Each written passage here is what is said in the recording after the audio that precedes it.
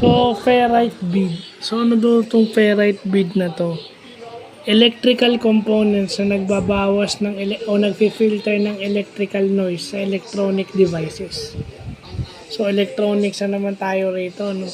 Yung ferrite bead nagfi-filter ng electrical noise sa electronic devices. So, ibig sabihin, para hindi umugong yung electronic devices, meron siyang ferrite bead na tinatawag. So, electronics vlog na naman tayo. Well, ang computer is an electronic device. So, anything about electronics dapat pag-aralan natin.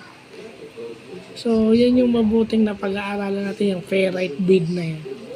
Ferrite is iron.